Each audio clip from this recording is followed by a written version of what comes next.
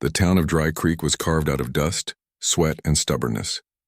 A crooked row of buildings sat against the backdrop of endless prairie, the air heavy with heat in the summer and biting cold in the winter. The land had always been unforgiving, but this year it seemed cursed. Cattle lay dead in the fields, crops withered before they could ripen, and sickness swept through families like a merciless wind. When people suffer, they look for someone to blame. And Dry Creek found its scapegoat in Eliza Gray, the woman who lived in a weather-beaten cabin on the outskirts of town. She was quiet, kept to herself, and her knowledge of herbs made her an outsider.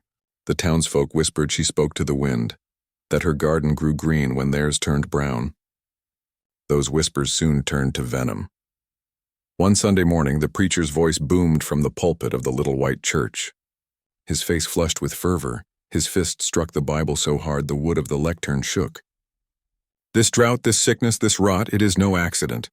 The devil walks among us, hiding in plain sight, and we all know who harbors his power." The congregation shifted uneasily. A woman clutched her child closer. A man muttered, "The witch," under his breath. The preacher's finger stabbed the air toward the edge of town. "Eliza Gray. She curses our land and feeds on our misery. We must drive her out, or God's wrath will never end." The sheriff, a broad man with a cold gaze, stood at the back and nodded. "We'll take care of it." His voice was flat, final. By sundown, a mob had formed. Torches lit the night sky as they marched to Eliza's cabin. Samuel Hayes, a respected rancher, rode in late from tending his herd. He saw the firelight before he heard the shouts. Curious, he tied his horse and followed the noise into town. By the time he reached the square, Eliza was already bound to a wooden post, her hair wild, her face streaked with tears and dirt. Firewood was stacked beneath her feet. She struggled against the ropes, her lips moving in frantic pleas that the jeering crowd ignored. Samuel's chest tightened. He knew Eliza wasn't like the rest of them. He'd seen her work with her herbs, had once watched her kneel in the dirt to soothe his injured horse with nothing more than steady hands and whispered words. Strange, yes, wicked? No, but he held his tongue. Speaking against the mob was dangerous. The preacher lifted his arms, the flames casting long shadows across his face. "Tonight we purge this town of evil. Tonight Dry Creek is cleansed." The crowd roared in agreement. And Samuel Hayes clenched his fists, torn between silence and a growing certainty that this was not justice, it was madness. The square was alive with firelight, the air thick with smoke and anger. Children peeked from behind their mothers' skirts, their wide eyes reflecting the flames. Men shouted curses, spitting on the ground. The preacher stood tall on the steps of the church, his words sharp as knives. "Please, I'm begging you," Eliza cried, her voice breaking as she fought against the ropes cutting into her wrists. "I've done nothing wrong." The crowd only jeered louder. "Witch!" someone shouted. "Burn her!" another bellowed. Samuel shifted at the edge of the square, his hat brim shadowing his face. He remembered when his horse broke its leg in a gopher hole 2 months back. The animal had been wild with pain, ready to be put down.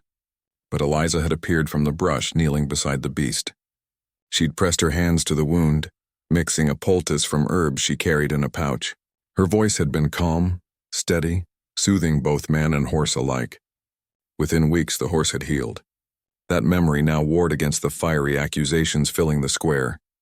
Eliza's eyes searched the crowd, desperate, until they landed on Samuel. For a moment, the world went quiet. Her eyes, pleading, terrified, but still burning with defiance, locked on his. Samuel's gut twisted. He couldn't stand idle. He stepped forward, his boots crunching in the dirt. "Hold it," he said, his voice deep and steady, though his heart pounded. "You're about to kill an innocent woman." The crowd stilled, shock rippling through them. The sheriff turned, hand resting on his revolver. "Careful, Hayes. You don't want to side with her." Samuel's gaze swept across the crowd. "You call her a witch, but where's your proof?" "All I've seen is a woman who heals. She saved my horse. She's helped half this town when sickness came knocking." "You'd burn her for that?" The preacher's face darkened. "The devil heals only to deceive. You think your horse mending was a blessing? It was a snare, rancher. She's bound your soul already," the crowd muttered, torn between fear and reason. Eliza's voice cracked again. "Please, someone believe me. I never wished harm. I only tried to help." Samuel looked at her, then at the mob, and felt the weight of his choice settle like iron in his chest. He could walk away, keep his land and his reputation safe, or he could stand against the tide and risk everything. Samuel's knife flashed in the firelight as he cut through the ropes binding Eliza. Gasps erupted. A woman shrieked. The sheriff's gun cleared leather in an instant, barrel trained on Samuel's chest. "Step aside," the sheriff growled, "or I'll put you in the ground with her." Samuel pushed Eliza behind him. His own revolver hung at his hip, untouched. "Not tonight. Not like this." The crowd surged forward, anger and fear boiling over. Torches swayed. Men shouted. A few hands went to their weapons. "Hayes has lost his mind," the preacher thundered. "He's bewitched as well." But others hesitated. A wiry old rancher spoke up, his voice trembling but loud enough to carry. "She cured my grandson's fever last winter. Saved the boy's life," another voice chimed in, a woman clutching her child. "She gave me tea when my cough near killed me. Wasn't no curse, just medicine." The mob faltered, split down the middle. Some shouted for fire, others murmured doubt. Samuel took the chance. He stepped forward, his voice rising over the din. "You all know me. You know I've bled on this land, same as you. Do you really think I'd stand here defending a witch if I believed it?" He jabbed a finger at the sheriff and preacher. "Ask yourselves why they're so eager to burn her without proof. What are they hiding?" The sheriff's face twisted, his gun hand steady. "Enough talk. Step aside, Hayes." Samuel's hand brushed the butt of his revolver at last. His voice dropped to a growl. "If you're so set on killing her, you'll have to go through me." For a long, breathless moment, the square was frozen. Fear and rage balanced on a knife's edge.